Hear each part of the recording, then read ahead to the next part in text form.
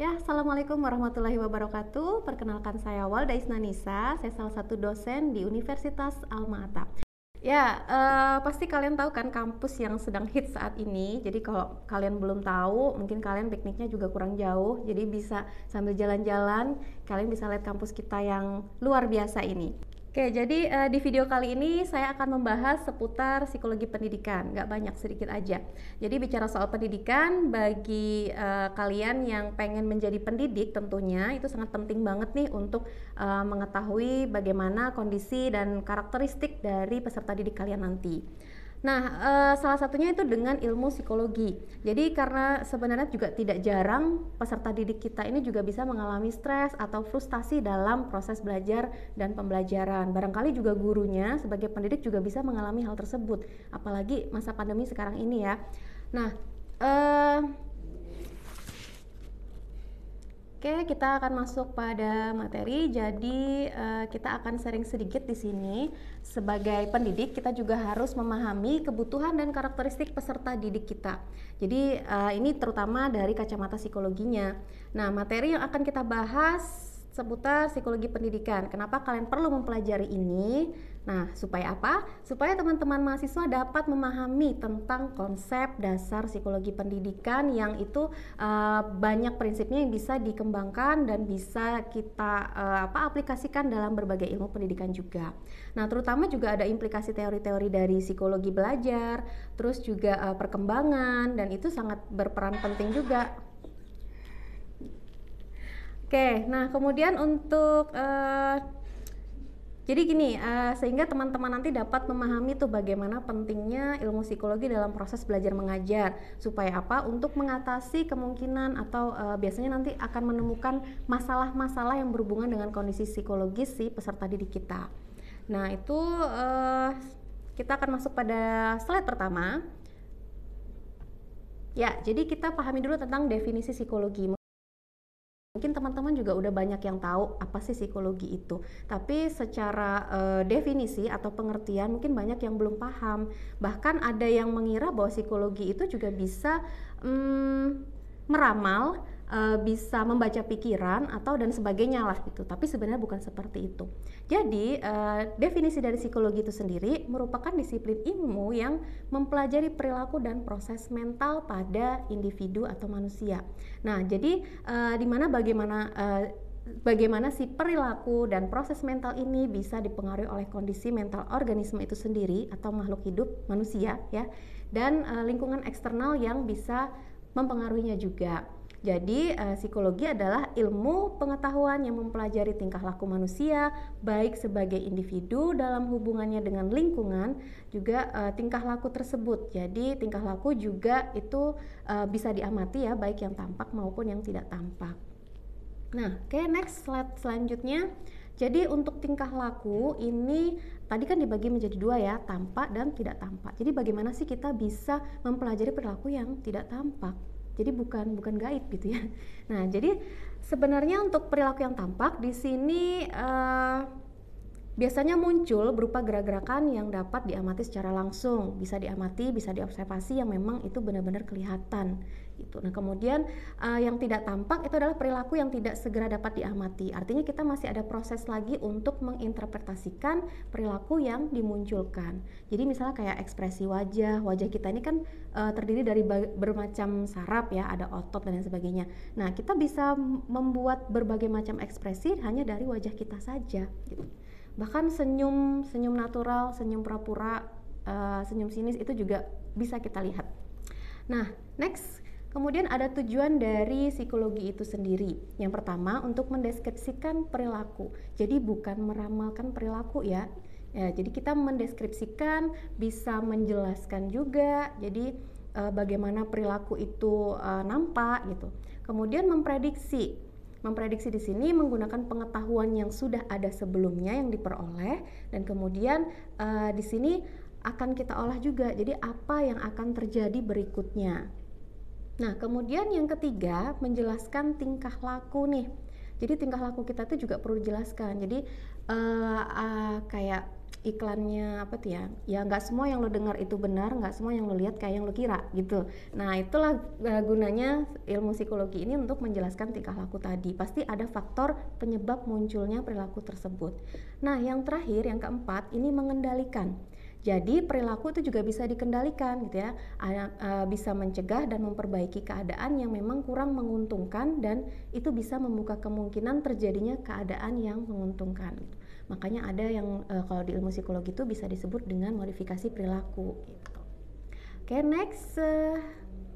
Oke, di slide selanjutnya tentang psikologi pendidikan. Nah, kenapa nih di pendidikan juga ada psikologi? Jadi bidang ilmu psikologi itu banyak banget, nggak cuma ada di pendidikan aja. Nah, di pendidikan ini psikologi pendidikan merupakan suatu usaha yang itu dilakukan secara sadar dan sengaja untuk mengubah tingkah laku manusia, baik secara individu maupun kelompok gitu. Untuk apa? Untuk mendewasakan peserta didik kita melalui pengajaran dan pelatihan. Mendewasakan tuh bukan anak-anak terus dijadiin orang dewasa kayak sekarang ya, kebanyakan anak-anak sudah jadi dewasa belum pada waktunya. Nah, kalau di psikologi pendidikan di sini kita akan memberikan pengajaran dan pelatihan sesuai dengan masa atau tahap perkembangan anak tersebut. Nah, kemudian psikologi pendidikan sendiri itu juga tetap mempelajari tingkah laku manusia tapi dalam lingkup pendidikan. Nah, next slide selanjutnya untuk ruang lingkup psikologi pendidikan ya. Jadi di sini pada hakikatnya pendidikan sendiri merupakan suatu pelayanan yang diperuntukkan untuk siswa atau peserta didik. Sehingga dalam psikologi pendidikan juga dibahas aspek-aspek yang itu berhubungan dengan kondisi psikologis atau gejala kejiwaan yang bisa saja muncul atau terjadi atau dialami oleh peserta didik kita. Nah, kemudian slide selanjutnya tentang peran dari psikologi pendidikan itu sendiri. Nah, jadi peran yang pertama itu bisa memberikan kontribusi berupa pemahaman secara alami melalui aktivitas belajar di ruang kelas. Nah, ini juga melibatkan peserta didik dan guru tentunya. Kemudian selain itu juga memberikan bekal kepada guru mengenai proses pembelajaran secara umum. Jadi dalam proses pembelajaran itu kan tidak hanya menyampaikan materi, kemudian mahasiswa, siswa atau peserta didik itu mendengarkan, tetapi bagaimana informasi yang kita sampaikan itu juga bisa ditangkap oleh si peserta didik kita. Nah, kemudian memberikan pelayanan yang berbeda kepada peserta didik sesuai dengan karakteristiknya. Jadi pastinya nanti teman-teman calon pendidik ini bisa saja menemui peserta didiknya yang mungkin mengalami sesuatu kayak ADHD misalnya, atau ada kecenderungan autisme misalnya, atau memang ada karakteristik gangguan psikologis yang lain gitu. Sehingga sebagai pendidik kita juga harus bisa cekatan, juga peka terhadap kondisi atau karakteristik dari peserta didik kita, sehingga kita bisa langsung memberikan upaya atau tindakan yang tepat gitu loh. Jangan memaksakan ketika kita menemukan anak memang sedang dalam problem tapi kita paksakan untuk terus belajar, itu akan membuat anak semakin frustasi. Nah, kemudian yang berikutnya memberikan pemahaman nih tentang metode-metode mengajar yang efektif, yang tentunya di sini teman-teman sebagai calon pendidik itu bisa menciptakan metode-metode belajar yang lebih menyenangkan gitu, yang sehingga si siswa ini tidak terbebani dengan kata-kata belajar, karena mungkin menurut kebanyakan anak-anak belajar itu adalah sesuatu yang berat, tanggung jawab, harus memenuhi target dan sebagainya gitu. Tapi bagaimana sih pendidik ini bisa menciptakan metode belajar yang menyenangkan sehingga mereka belajar itu juga sama dengan bermain gitu. Nah, kemudian yang terakhir memberikan sumbangan nih, bukan sumbangan duit ya, memberikan sumbangan kepada guru sehingga mampu memahami problem anak di dalam proses belajar, sehingga apa sih yang menjadi sebab-sebab timbulnya problem si anak ini. Jadi mungkin anak akan bisa saja mengalami hambatan dalam pembelajaran atau mengalami kesulitan dalam belajar. Nah, di psikologi pendidikan ini nanti kita akan membahas tentang bagaimana anak mengalami kesulitan belajar dan bagaimana guru menangani ketika anak mengalami kesulitan belajar. Oke, slide selanjutnya tujuan. Jadi tujuan dari psikologi pendidikan ini yang pertama memahami perbedaan peserta didik, karena semua anak, semua individu itu unik ya. Jadi bagaimana si pendidik atau guru ini bisa menempatkan diri dengan baik gitu supaya peserta didiknya juga nyaman. Nah, kemudian yang kedua, membantu pengajar memahami dan membimbing proses belajar si peserta didik tersebut.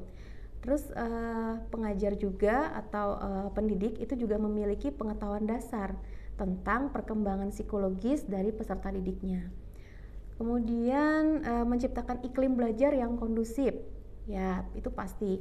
Kemudian untuk mengevaluasi capaian hasil belajar peserta didik, jadi nggak hanya dilihat dari hasil atau nilai akhir mereka ketika ujian gitu loh, tapi anak-anak kan apakah mereka kalau nilainya besar atau bagus itu sudah pasti mereka paham, apakah sudah pasti mereka mengerti tentang apa yang mereka pelajari. Nah itu juga kita perlu mencari tahu. Nah kemudian slide selanjutnya untuk manfaat. Jadi psikologi pendidikan ini juga memberikan banyak manfaat dalam lingkup pendidikan. Nah, yang pertama bisa membantu guru untuk menentukan strategi.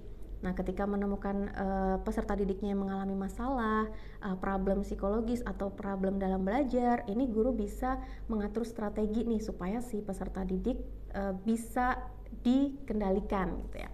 Nah, itu kembali kepada psikologi pendidikan yang tadi. Kemudian dengan kondisi emosional yang terjalin erat nih, yang harmonis antara si pendidik dengan siswa, itu juga bisa mempengaruhi proses belajar mereka. Nah, kemudian memberikan pengaruh dalam kegiatan pendidikan pembelajaran dan proses belajar mengajar yang lebih efektif, lebih menyenangkan, lebih inovatif dan kreatif. Nah, dalam kayak slide terakhir di sini, dalam proses belajar mengajar, peran guru juga tidak hanya membimbing dan tidak hanya sebagai fasilitator saja, tapi dalam belajar bagi siswa, guru ini juga bisa menjadi teman, gitu ya, bisa menjadi teman, bisa berbagi, misalnya karena gini, kadang-kadang anak-anak itu juga kalau nggak paham mau tanya sama gurunya udah takut duluan karena mungkin gurunya killer atau mungkin gurunya lebih sering memberikan punishment dan lain sebagainya, sehingga itu akhirnya membuat mereka jadi kurang jadi kurang percaya diri gitu loh terhadap kemampuan mereka. Nah, kemudian peranan psikologi dalam dunia pendidikan ini memang sangat penting untuk mewujudkan tindakan psikologis yang tepat dalam interaksi antar faktor pendidikan. Nah, itulah tadi seputar dari psikologi pendidikan sebagai pengantar. Nah, jadi semoga materi yang saya bagikan ini bisa bermanfaat. Dan saya ucapkan terima kasih buat kalian yang nonton video ini. Jangan lupa di like, subscribe, dan komen. Terima kasih. Assalamualaikum warahmatullahi wabarakatuh.